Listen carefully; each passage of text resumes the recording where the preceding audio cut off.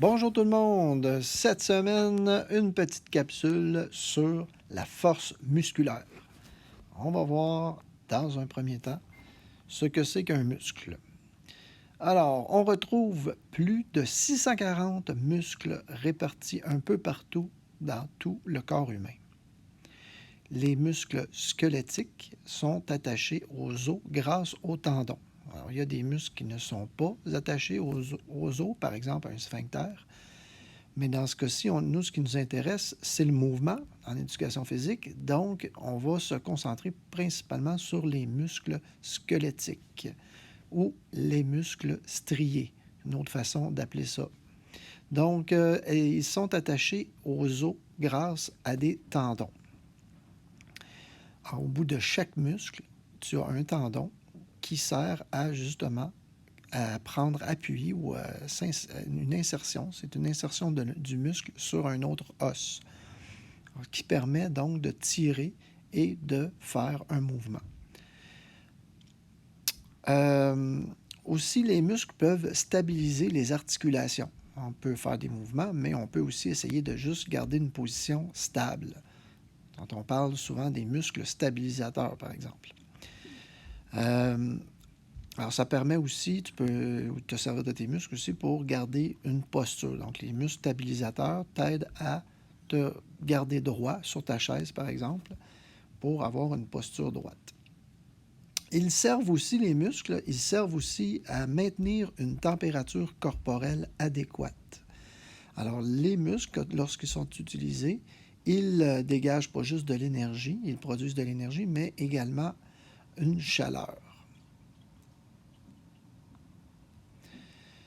La force musculaire. Allons-y maintenant. Alors, la force musculaire est la capacité d'un muscle d'exercer une force contre une résistance. En gros, c'est l'expression de la tension que vous êtes capable de mettre dans vos muscles. Une tension élevée égale une force élevée. Elle dépend de la grosseur. Donc, la force musculaire, elle dépend de la grosseur du muscle et de l'efficacité du signal nerveux. Donc, c'est tes nerfs, c'est ton cerveau qui envoie des influx nerveux vers tes muscles grâce à tes nerfs. Donc, tes nerfs qui sont comme la façon de relier ton cerveau à tes muscles. Alors, si l'efficacité nerveuse est grande, et ça va produire une plus grande force que si le signal nerveux n'est pas bon. Des exercices spécifiques peuvent augmenter à la fois le volume de ton muscle et l'intensité du signal nerveux. L'intensité du signal nerveux ou l'efficacité du signal nerveux. La musculation, proprement dite, avec des charges élevées, permet l'hypertrophie musculaire. Donc, qu'est-ce que ça veut dire le terme hypertrophie? C'est simplement l'augmentation du volume de ton muscle.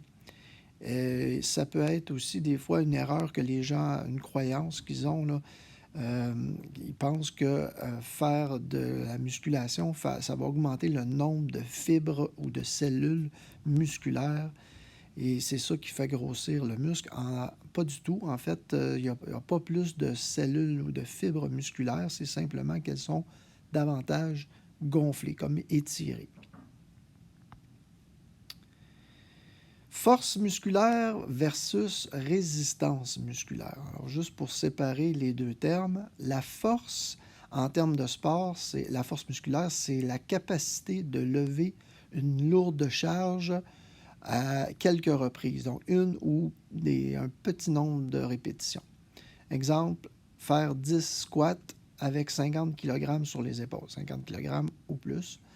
Bon, alors là, on parle de force. Et un deuxième exemple, soulever une charge la plus lourde possible à une seule reprise. Un soulevé de terre, par exemple. Une barre qui est au sol, je mets des poids dessus et je suis capable de la lever une fois. Alors, c'est une lourde charge, donc ça me prend beaucoup de force.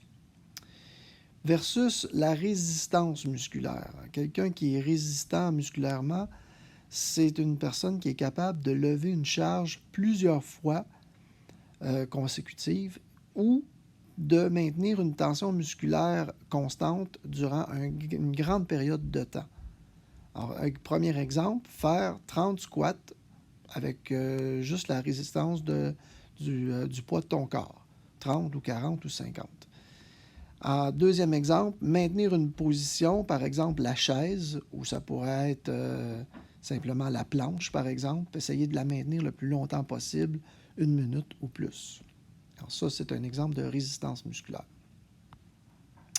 Alors, comment développer la force musculaire, pas la résistance? On se concentre principalement sur la force. Alors, pour développer la force musculaire, il faut faire des exercices de musculation avec des charges élevées, des charges lourdes. On parle d'une charge qui ne te permet pas de faire plus de 10 répétitions. Donc, en bas de 10 répétitions, quand tu prends un poids et tu es capable de le lever moins de 10 répétitions, on peut dire que tu travailles en force. Alors, il y en a, par exemple, qui sont capables de faire pas plus que 8 push-ups.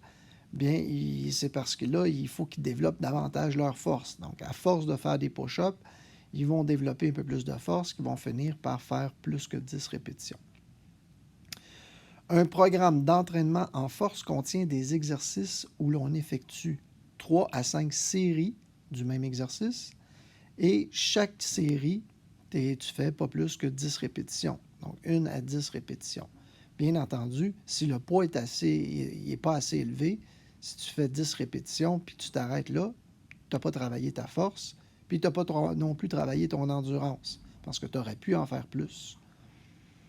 Le temps de repos entre chaque série doit être de plus d'1 minute. Ça, c'est super important. Lorsqu'on travaille la force, il faut que ton système nerveux soit à son meilleur, soit frais.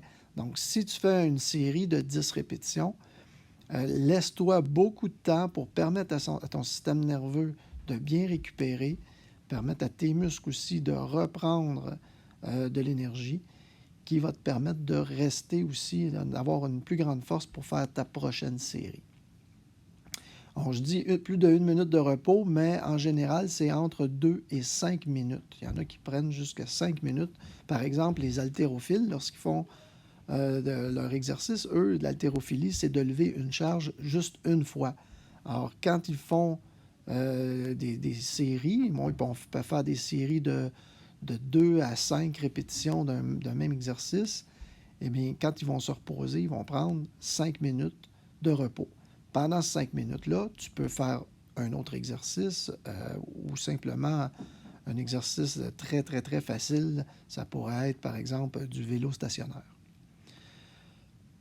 Ce temps de repos est essentiel car il permet la récupération de l'influx nerveux. Ça, je l'ai déjà dit, sauf que c'est super important. Les courbatures musculaires.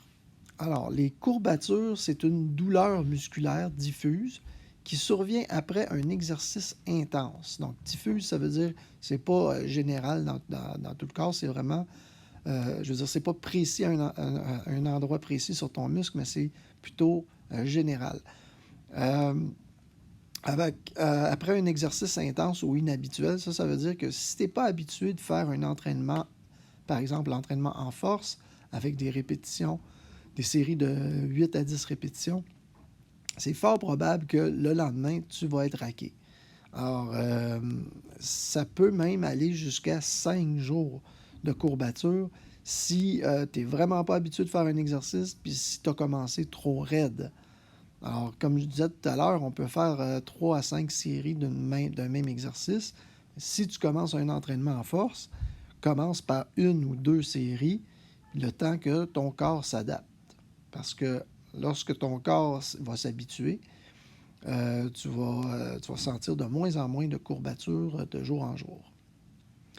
Un échauffement adéquat ainsi qu'une bonne hydratation peuvent aider à réduire l'intensité des courbatures. Donc, on a déjà parlé, on a fait une capsule sur l'hydratation.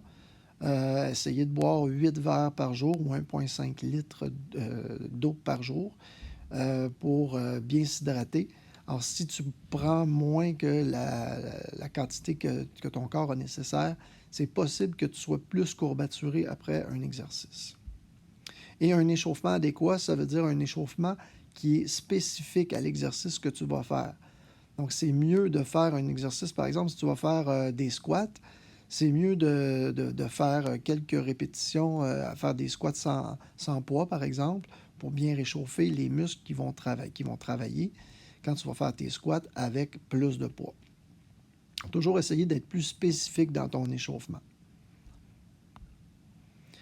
Je te donne ici un exemple d'un programme d'entraînement en force. Donc, c'est un programme d'entraînement qui contient 4 exercices pour travailler un peu l'ensemble des muscles du corps. Donc, on a un exercice numéro 1, c'est des fentes avec des haltères. Donc, là, j'ai mis 6 à 8 répétitions pour les fentes, mais c'est 6 à 8 répétitions où tu vas faire les deux jambes une après l'autre. Donc, par exemple, tu vas faire 6 répétitions de la jambe gauche, et puis après, tu vas passer à la jambe droite, puis tu vas faire tes 6 à 8 répétitions. Toujours prendre un poids qui te permet de faire pas plus que 8 répétitions. Là, les fentes comme ça, tu peux les faire aussi avec une barre sur le dos, quoique à ton âge, on ne suggère pas de mettre de pression sur la colonne vertébrale. Donc, c'est pour ça que je t'ai suggéré des fentes avec haltère. Deuxième exercice, le développé couché, le bench press, si tu préfères.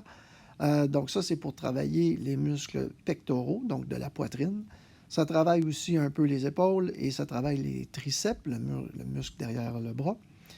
Donc, 6 à 8 répétitions. Troisième exercice, le développé debout, ou le military press en anglais, avec des haltères dans chaque main. Ça peut se faire aussi avec une barre. Donc, on va travailler les épaules là, avec cet exercice-là. Et le quatrième exercice, c'est les tractions à la barre. Donc, les fameux chin-up ou les pull-up. Alors ça travaille les muscles du dos, le grand V du dos. Alors, si tu n'as pas de barre et que tu t'entraînes dans une salle d'entraînement, tu peux aussi remplacer cet exercice-là par les tractions à la poulie, donc les poulies verticales. Chaque série, donc, à faire attention, chaque série doit s'effectuer jusqu'à épuisement. Donc, quand tu fais tes 6 à 8 répétitions, je l'ai dit un petit peu plus tôt, tu ne peux pas prendre un poids léger qui va te permettre de faire 6 à 8 répétitions, mais que tu ne seras pas épuisé après cet exercice. Tu serais capable d'en faire, par exemple, 8, 12, 20. Bien, ce poids-là est trop léger. Alors, si tu travailles avec un poids léger, tu ne travailles plus en force, tu travailles plus en résistance ou en endurance. Toujours respecter le repos de plus de 1 minute entre chaque série. Comme on le disait tantôt, idéalement entre 2 et 5 minutes.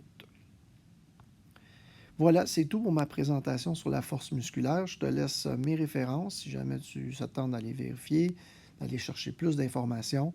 Alors, tu peux aller sur le site d'Alloprof ou sur Wikipédia ou encore le site d'Octissimo. Ça, je m'en suis servi pour parler des courbatures. Voilà, alors je te souhaite une bonne semaine et puis à la semaine prochaine.